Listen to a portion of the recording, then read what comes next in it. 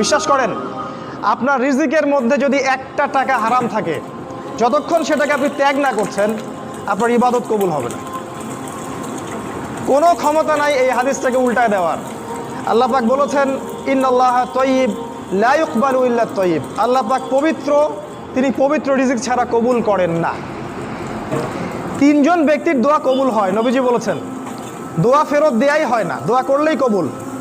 একজন হচ্ছে বাবা যখন সন্তানের জন্য দোয়া করে। 2 নাম্বার, যখন কোনো মুসাফির মানে সফর করছে যারা আল্লাহর পথে বা মুসাফির, তারা যখন আল্লাহর কাছে দোয়া করে, দোয়া কবুল হয়ে যায়। আরেকটা দোয়া হলো মাজলুম, কারো উপর জুলুম করা হয়েছে, এই মাজলুম যখন জালেমের বিরুদ্ধে বদদোয়া করবে, তখন দোয়া কবুল হয়ে যাবে।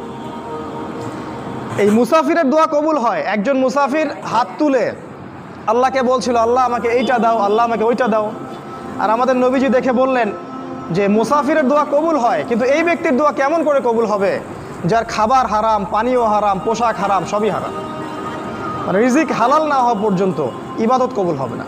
তাই যাবতীয় সুদ, যাবতীয় ঘুষ, এই যে হারাম রিজিক, হারাম পণ্যের ব্যবসা, এগুলো থেকে তওবা না করা পর্যন্ত ইবাদত তো কবুল হবেই না, আপনি ইবাদতের স্বাদ পাবেন না। এই যে নামাজ পড়েন, রোজা রাখেন, অনেক কিছু করেন, হজ করেন, স্বাদ পান না, আত্মতৃপ্তি পান না, এর কারণ হারাম রিজিক। আর নবীজি বলেছেন, শেষ জামানার অন্যতম নিদর্শন হচ্ছে মানুষ হালাল